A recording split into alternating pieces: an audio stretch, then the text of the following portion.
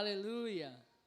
Glória a Deus. Nós já estamos chegando na fase de ter uma tela lá atrás para eles avisarem através da tela. Vai ficar mais fácil, né? Aleluia. Mas essa semana, queridos, eu estava meditando sobre algumas coisas e uma das coisas que eu meditava era sobre a ceia do Senhor. As meninas podem sentar. Ok? Os meninos, aguenta aí comigo. Amém? Aleluia. Uma das coisas que eu meditava era sobre a ceia do Senhor, querido, e de como Deus nos amou e Ele nos convidou para participar do momento mais solene que existe na face da terra, de todas as coisas que existe mais solene, a maior delas é a ceia do Senhor.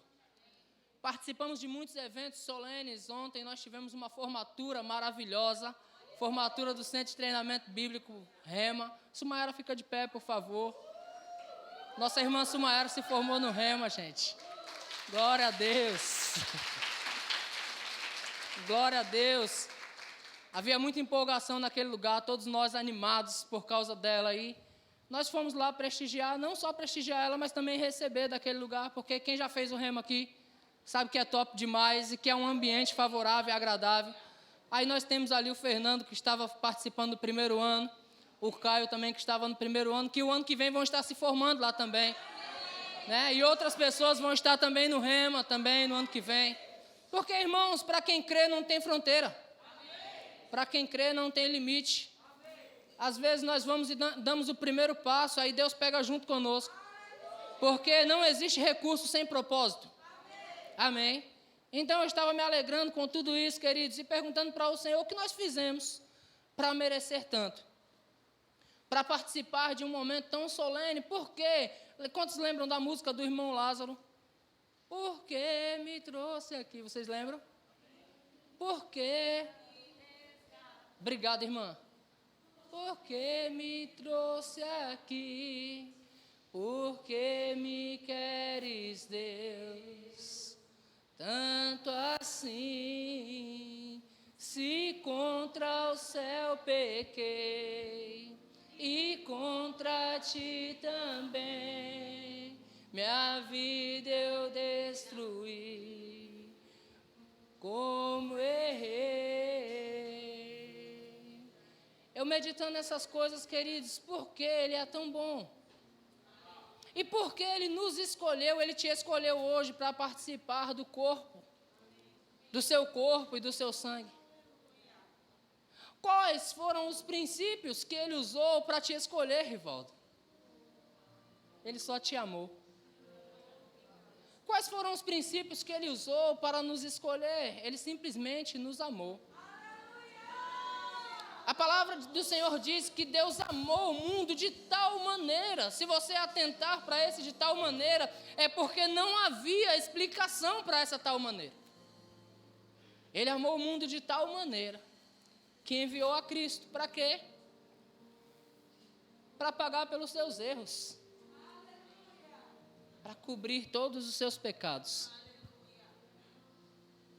Porque Ele te amou independentemente daquilo que você fez, daquilo que você faz. Ele amou você. E Ele te escolheu e te chamou para perto dEle. Aleluia. A mídia põe na tela para mim Efésios capítulo 1 e versículo de número 3, por favor. Quantos conhecem esse versículo? Esse versículo acho que é muito verbiano, né? Que diz: bendito o Deus e Pai de nosso Senhor Jesus Cristo, que nos tem abençoado. Quantos creem que tem sido abençoado por Deus? Bendito Deus e Pai de nosso Senhor Jesus Cristo, que nos abençoou ou nos tem abençoado com toda a sorte de bênção. Diga: toda a sorte de bênção. O que é isso, queridos? Todas as bênçãos. Todas as bênçãos. Ele nos tem abençoado. Nas regiões celestiais em Cristo. Verso 4. Assim como nos escolheu. Você pode repetir comigo? Ele me escolheu. Assim como nos escolheu nele antes da fundação do mundo para sermos santos e irrepreensíveis perante Ele em amor. Irmãos, eu olhando para a minha própria vida, queridos, eu procuro ter uma vida de integridade na medida do possível, o máximo que eu consigo. Não cheguei à perfeição ainda. Só no olhar da minha esposa ela pensa que eu sou. Mas ainda não cheguei. Mas, ainda assim, eu olhando para a minha vida, eu falo, Senhor, o que você achou nisso? E a Escritura diz que Ele me escolheu antes da fundação do mundo, para ser o quê? Santo e irrepreensível. Ele me escolheu. Então eu fui buscar os critérios do Senhor. Quais critérios Ele usa para nos escolher? Irmãos, e olhando para as Escrituras Sagradas, eu vejo Jesus escolhendo pessoas, Deus escolhendo pessoas em toda a história da humanidade, para fazer parte de coisas grandes. Pessoas comuns, como eu e você. Primeiro ele pega pescadores, né? Vamos para o Novo Testamento primeiro. Ele pega pescadores e diz, olha, vem comigo, eu vou fazer de vocês pescador de homens. E se você estudar o Novo Testamento a fundo, você percebe que esses 12 apóstolos, esses 12 discípulos que Jesus pegou sem qualificações, vamos dizer assim, no meio desses tinha pescador, tinha aquele, querido, que queria queimar uma cidade, dizendo, Senhor, vamos mandar jogar fogo aqui, Senhor, e queimar esse povo todo. Tinha aquele que cortou a orelha de Mal, quantos conhecem a história? Que quando vieram para prender Jesus, aquele servo do sumo sacerdote, de repente você não conheça a fundo, mas um servo do sumo sacerdote, ele está se preparando para o sacerdócio. E um dos rituais para a preparação do sacerdócio era furar a orelha direita. E o que Pedro faz? Pedro corta ali a orelha. Em outras palavras, Pedro um cortador de sonhos. Pedro um destruidor de projetos. Mas quem o escolheu? Jesus.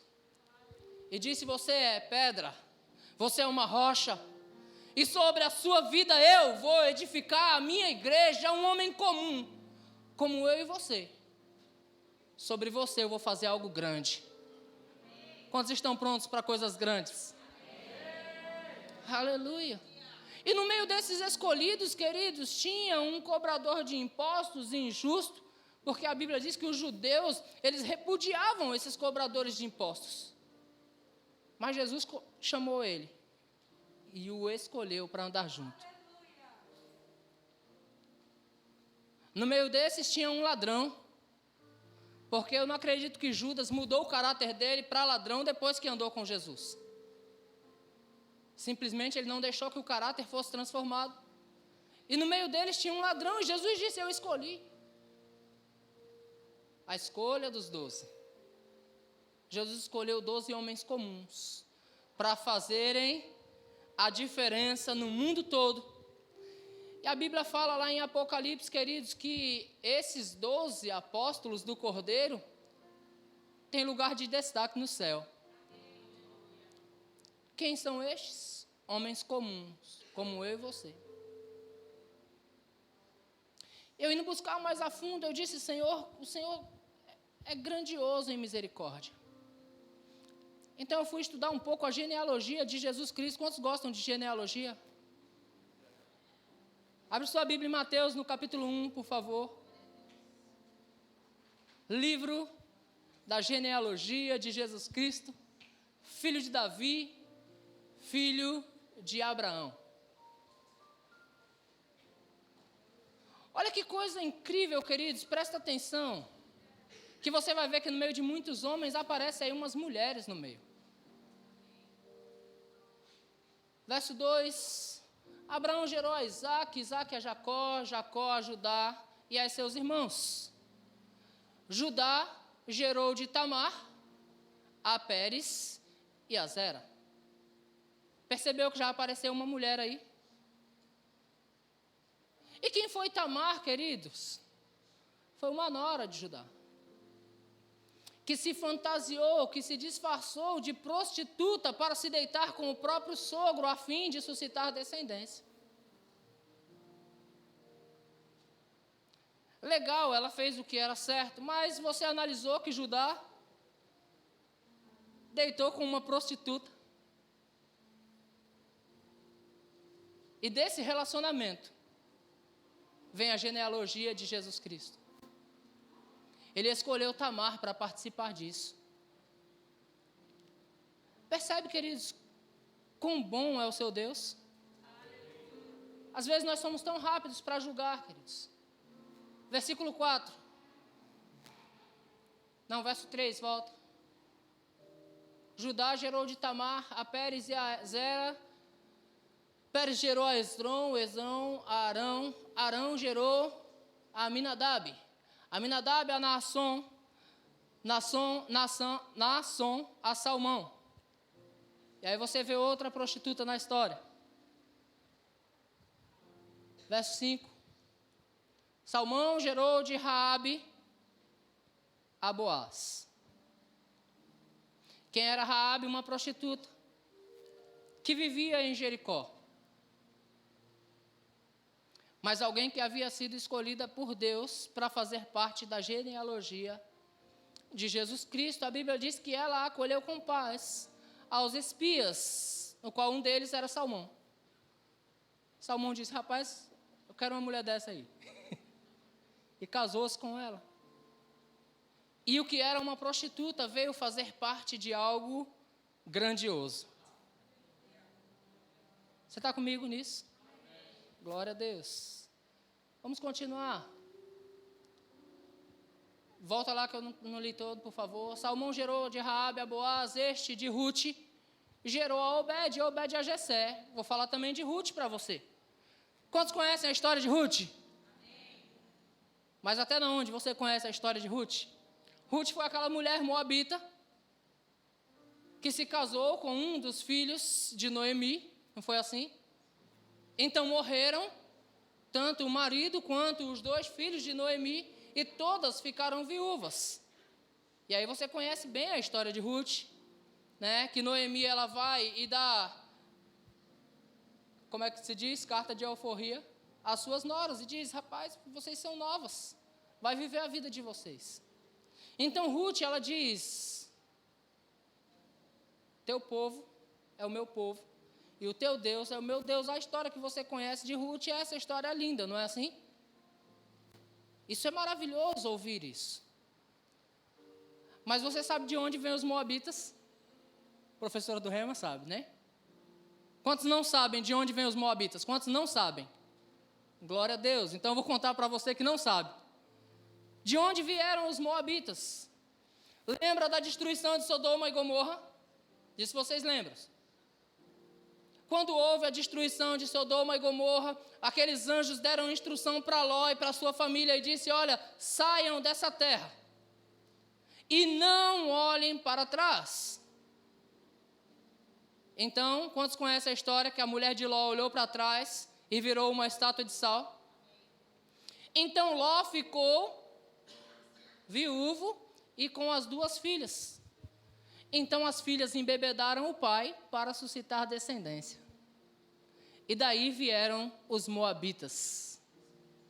Percebe que história confusa aí? Mas essa Ruth moabita aparece na genealogia de Jesus Cristo, em algo grande. Pessoas comuns aparecendo em algo grande. Então de Ruth gerou a Obed gerou a Jessé, e Jessé gerou ao rei Davi. Quantos sabem que Davi foi um grande homem de Deus? Quantos sabem que Davi foi considerado homem segundo o coração de Deus? Mas a Bíblia diz que Davi gerou a Salomão. Irmãos, Davi tinha 14 mulheres, porque naquela época era permitido aos judeus, era costume judaico ter quantas mulheres o cara podia sustentar. Davi tinha 14 mulheres, mas a Bíblia faz questão de dizer, Davi gerou a Salomão, da que fora mulher de Urias. Até onde está a grandiosidade de Deus, irmãos, em tudo isso? Porque Ele escolheu a mim e a você. Sem que nós fizéssemos nada para merecer, nós fazemos parte de tudo isso, queridos. Quantas coisas os nossos pais fizeram, os nossos avós fizeram.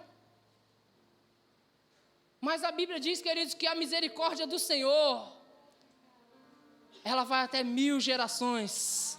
A misericórdia do Senhor, a bondade e a misericórdia do Senhor nos acompanha todos os dias, queridos. E por causa dessa misericórdia, você foi um escolhido. Às vezes você não tem ideia do que Deus fez na sua vida. E por você não ter ideia disso, você ainda anda em comiseração, entendendo que é tão pequeno. Às vezes você pensa que é tão pequeno para coisas grandes, mas Deus está despertando você para algo grande hoje. O desejo de Deus é despertar você para algo grandioso. Porque Ele te escolheu para algo grande. Eu não sei o que você pensa, queridos, mas o fato de ter o Espírito Santo de Deus morando dentro de mim já me faz uma pessoa grande. Quantos entendem que o Espírito de Deus é grande? Que coisa maior do que essa? Às vezes nós buscamos títulos, buscamos posições, mas não existe nenhuma posição maior do que ser filho dele. Não existe um título maior do que ser filho de Deus, queridos. E Ele te escolheu para ser. Aleluia. Abra sua Bíblia, queridos. No livro de Juízes.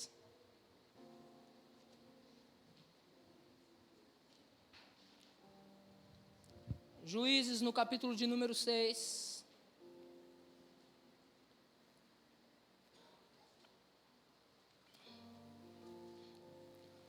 E verso de número 11. Vai falar sobre o chamado de Gideão.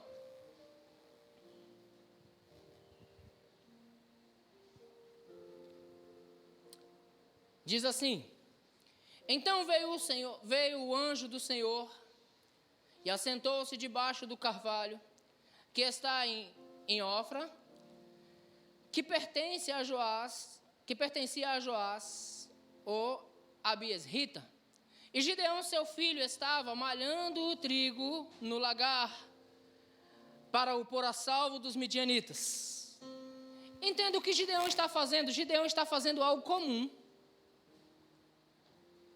Gideão está no lagar malhando o trigo simplesmente para proteger o pão. Vem um anjo do Senhor e começa a falar com Gideão. Quantos aqui fazem algo comum? Quantos têm empregos aqui? Profissões? Mas sabe que você pode estar fazendo algo comum e mesmo assim ter sido escolhido para algo grande? Irmãos, você só precisa pegar. Aleluia. Então Gideão está malhando o trigo no lagar.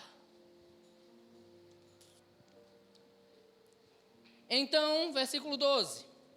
O anjo do Senhor lhe apareceu e lhe disse: O Senhor é contigo, homem valente. Por que valente? Porque está malhando trigo no lagar? O Senhor é contigo, em algumas versões, varão valoroso. Homem valente, o Senhor é contigo. Quantos se alegram de ouvir essa palavra hoje? O Senhor é contigo? Amém. Irmãos, eu não sei o que é dificuldade para você, o que é dificultoso, o que é aparentemente impossível para você, mas só de saber que o Senhor é contigo, você já sabe que pode vencer. Aleluia. Você já pode ir para cima com convicção de que já é seu aquilo que você tem buscado, porque o Senhor é contigo. De que todos os planos e projetos que você tem, é possível, porque o Senhor é contigo. Um homem comum malhando trigo no lagar. De repente nós, irmãos comuns, confiantes no nosso salário, Deus te chama para algo grande e diz: eu sou contigo.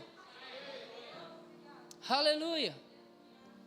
Aleluia, o Senhor é contigo, homem valente. E respondeu-lhe Gideão: ai, Senhor, se o Senhor é conosco, por que nos sobreveio tudo isso? E que é feito de todas as suas maravilhas que os nossos pais nos contaram, dizendo: não nos fez o Senhor subir do Egito? Porém agora, o Senhor nos desamparou e nos entregou nas mãos dos midianitas. Presta atenção, queridos, na conversa. Se o Senhor é assim tão poderoso, por que nós estamos passando por tudo isso? Entenda que Gideão conhece as Escrituras porque ele disse: os nossos pais, eles falaram de você. Eles falaram de como você libertou eles do Egito. A história que temos sobre você, ela é muito boa, ela é muito poderosa. Mas por que nesses últimos dias você entregou a gente na mão dos midianitas? Aí se você estudar o livro de Juízes, você vai ver que sempre foi o pecado do povo que levou o povo à destruição e aos cativeiros. Deus nunca entregou os seus, queridos. Ele não muda. Ele é o mesmo ontem, hoje e eternamente. E sabe aquela indagação que Gideão faz? Ei, se o Senhor é conosco, por que tudo isso está acontecendo? Quantos já fizeram essa indagação aqui? Senhor, se o Senhor é comigo mesmo, por que não está dando certo? Por que tanto tempo eu tenho lutado contra essa enfermidade e a tua palavra diz, e os nossos pais disseram, e os nossos avós disseram, que você cura, que o Senhor é o Deus da cura. Por que eu tenho sofrido tanto tempo? Irmãos, a sua hora chegou. Porque Ele diz nessa noite: eu sou contigo. Ele escolheu você, queridos, e Ele não escolheu nenhum manco aqui. Ele não escolheu nenhum aleijado, porque aqueles que vieram a Ele aleijado, aqueles que vieram a Ele cegos, aqueles que vieram a Ele, querido, irmãos, tortuosos, Ele endireitou. Porque Ele veio para aterrar os vales, aplanar os montes, Ele veio para endireitar, queridos. Ele veio para colocar equilíbrio nas coisas e para facilitar para mim e para você. E Ele diz: eu sou contigo. Ai, Senhor, por que passamos tudo isso? Gideão é engraçadinho, né, irmãos? Se o Senhor é tudo isso mesmo, por que nos entregou? Versículo 14. Então se virou o Senhor para ele e disse: vai nessa tua força e livra Israel da mão dos midianitas. Porventura, não te enviei eu? Então o Senhor disse para você nessa noite: vai nessa tua força. O que tem te afligido, vai nessa tua força. Vai nessa tua força. Libertação chega hoje, vai nessa tua força. Não te enviei eu, não te chamei para algo grande.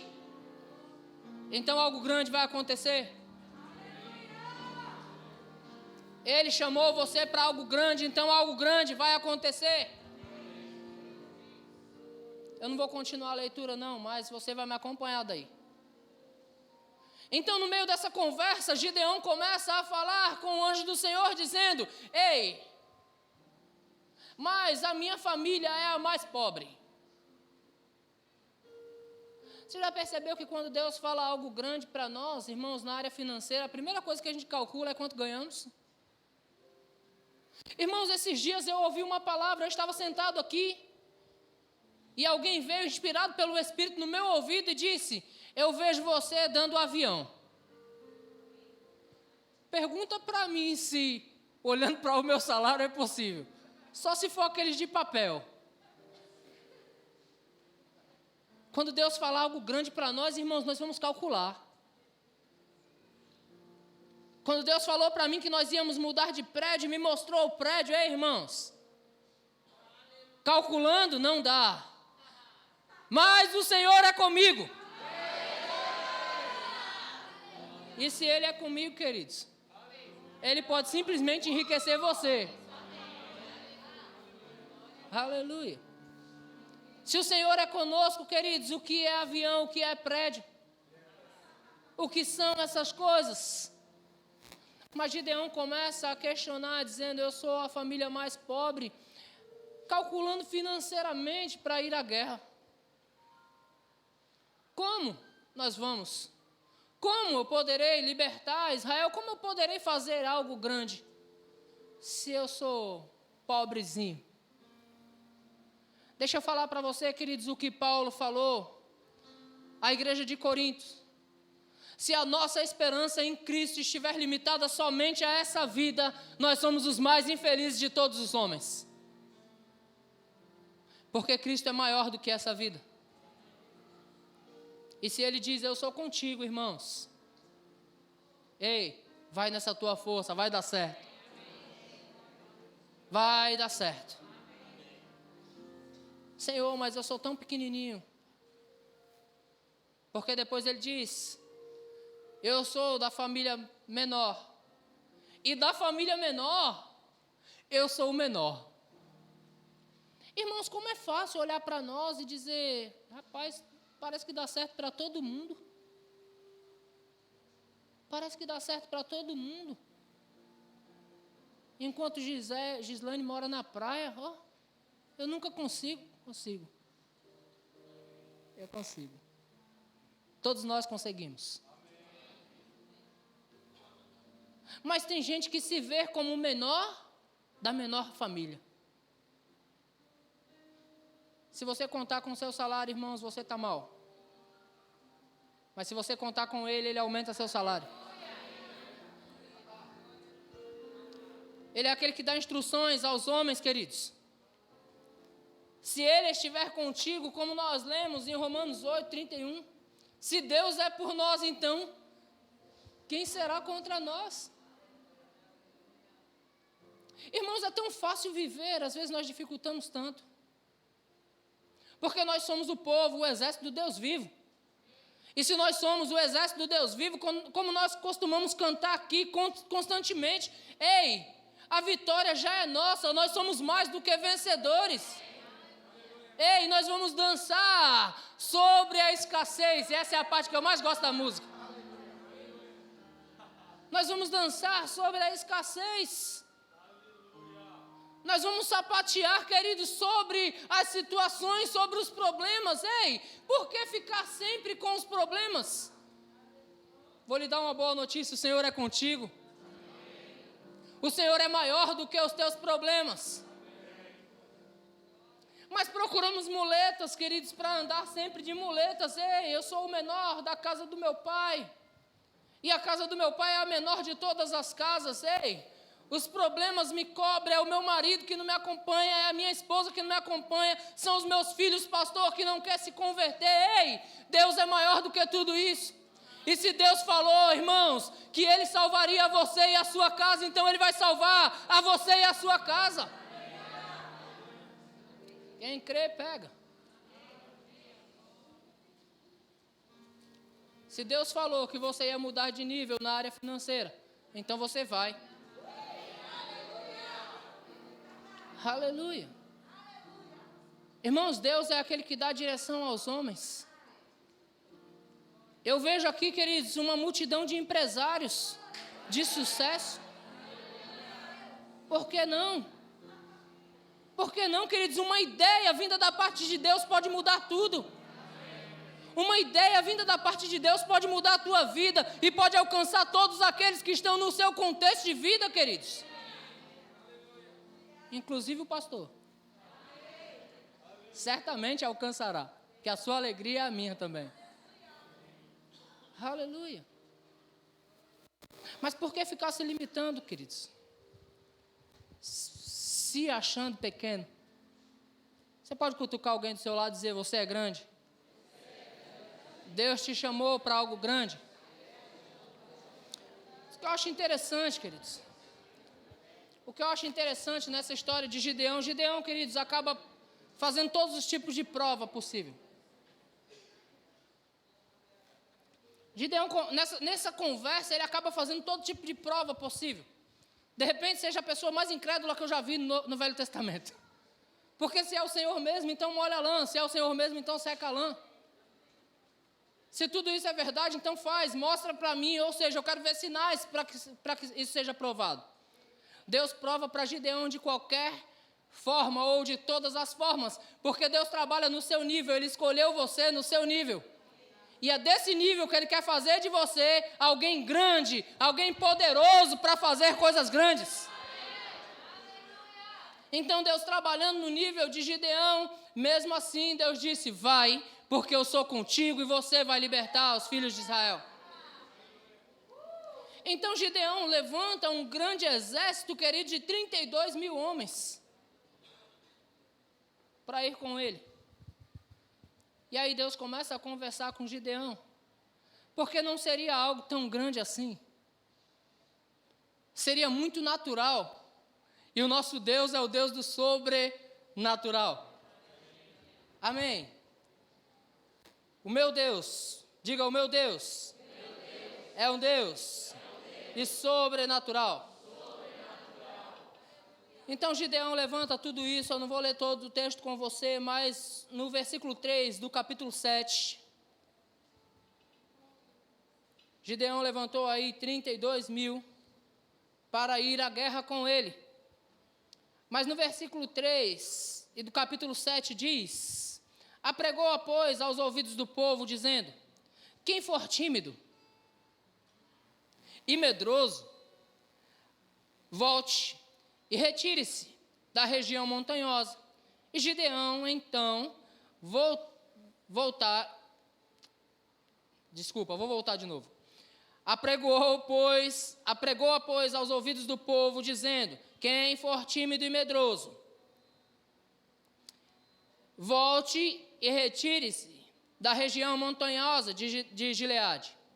Então voltaram do povo 22 mil, e 10 mil ficaram. Presta atenção, queridos, que os tímidos e medrosos não vão participar das coisas grandes. Os tímidos e medrosos, queridos, eles não participam de coisas grandes, porque coisas grandes é para gente grande, que foi escolhido para fazer coisas grandes. Mas deixa eu lhe dar uma boa notícia, todos aqueles 32 tinham sido chamados. E quando Deus falou, ei, diga ao povo que os tímidos e medrosos podem ficar. Então, mais da metade. 2/3 do povo ficou para trás. 1/3 do povo continuou, porque algo grande estava para acontecer. Você está comigo? Quantos querem estar participando quando coisas grandes acontecerem, queridos? Amém. Quantos querem vibrar quando coisas grandes acontecerem? Aleluia. Então esteja atento, querido, quando Deus chamou a Gideão, disse, vai nessa tua força, homem valente, porque eu sou contigo. Vai nessa tua força, homem valente, porque eu sou contigo. Então na continuação do texto, queridos, ele vai dizer a Gideão, olha, ainda tem muita gente. Agora vamos deixar o povo passar por uma provinha pequena. Quantos sabem que sede é uma prova? Quantos já sentiram sede? Quando você for chamado, e você foi chamado para fazer coisas grandes, Silmara já começou a ministrar aqui, o diabo ele vai tentar de tudo contra você, porque você foi escolhido para fazer coisas grandes.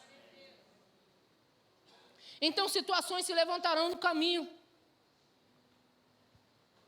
E eu acho incrível, queridos, como pessoas se prostram diante da primeira dificuldade.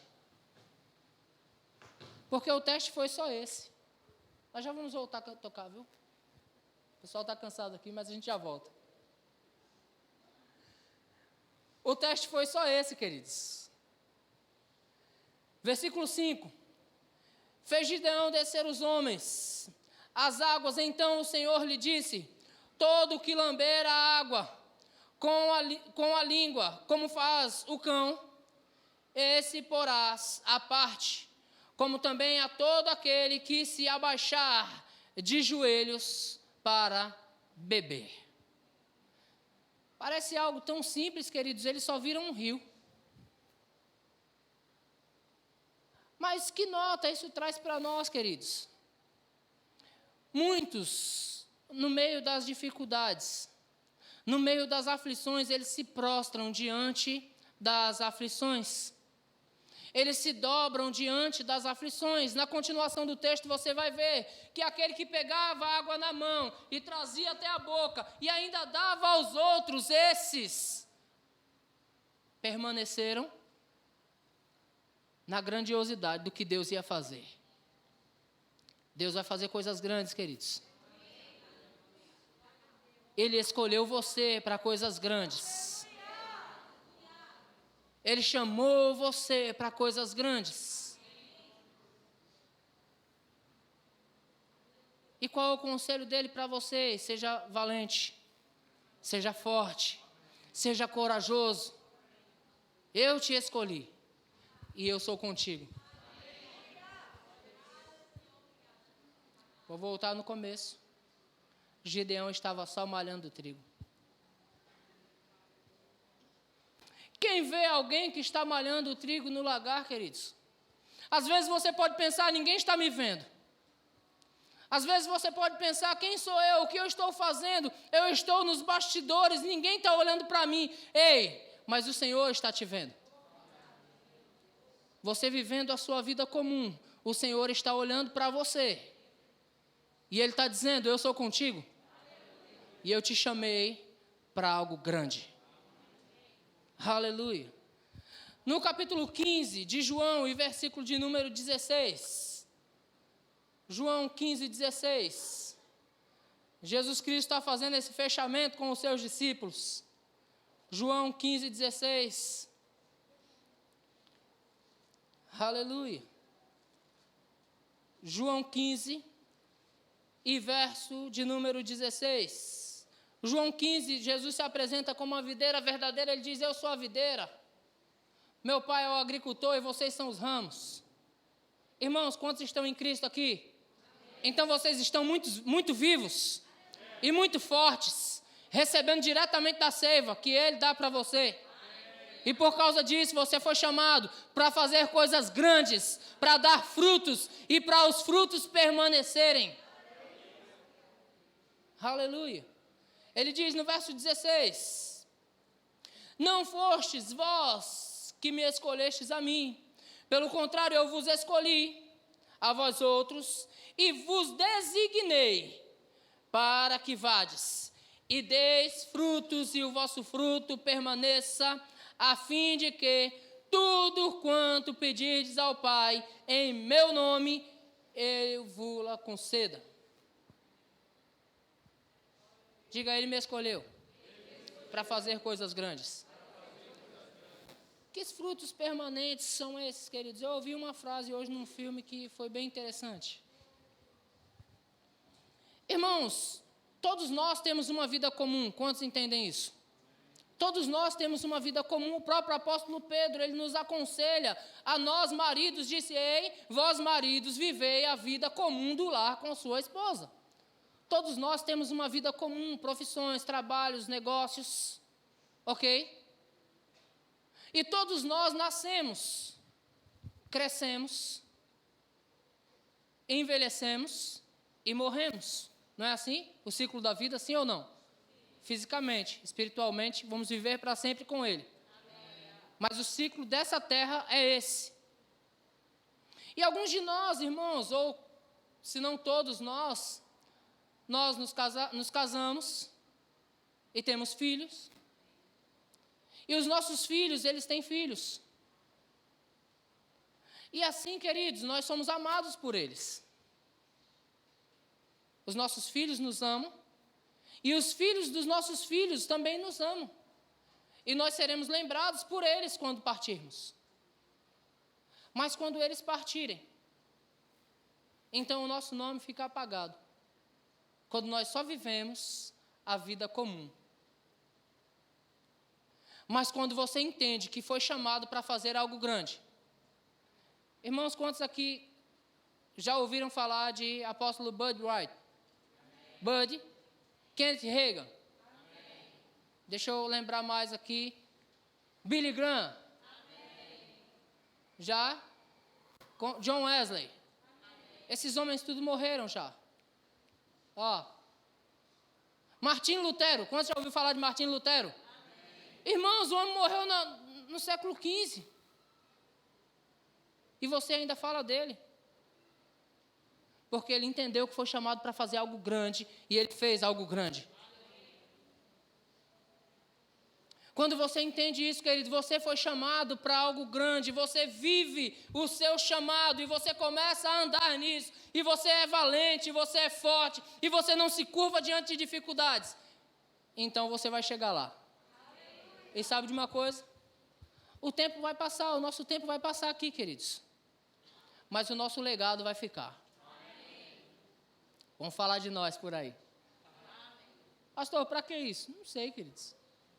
Mas, de certa forma, é importante saber que a minha vida, de alguma forma, impactou alguém.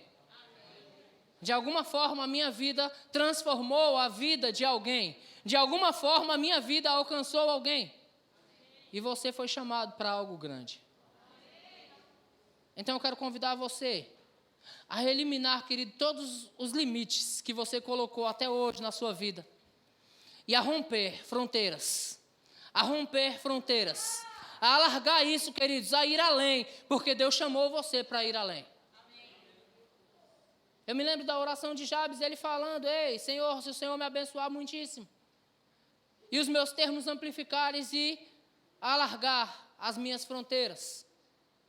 A Bíblia diz que Deus ouviu ele e concedeu o seu pedido. Você foi chamado para algo grande. Você está animado com isso? Escolhido para algo grande. Quantos estão dispostos a fazer a diferença, queridos? Quantos estão dispostos a fazer mais? Mas deixa eu falar para você. Os tímidos. Os tímidos não participarão de coisas grandes. Aqueles que são tímidos, queridos, não vão participar das coisas grandes. Tem tímido aqui? Tem ousado aqui? Tem gente que decide ir para cima? Tem pessoas que ganham batalhas e guerras, mesmo que no natural pareça impossível? Aleluia. E por que isso? Diga: porque Deus é comigo. Diz: porque Deus é comigo. Ei, irmãos, você vai sair daqui hoje, mas você vai se lembrar disso amanhã. Você vai se lembrar disso quando as circunstâncias vier. Você vai se lembrar disso, querido, quando você olhar para o seu contra-cheque. Você vai dizer: Deus é comigo. E porque Deus é com você, tudo vai bem. Tudo vai dar certo. Porque Deus é com você, Ele vai na frente, querido, quebrando tudo que tiver que quebrar, para que quando você chegar lá, tudo vá bem. Aleluia. Como disse o Caio, Ele vai desbaratar os nossos inimigos. Porque é assim que Deus faz, irmãos. Ele desbarata os nossos inimigos. Aleluia. Você está pronto para participar de coisa grande? Então nós vamos participar de algo grande agora, que é a ceia do Senhor.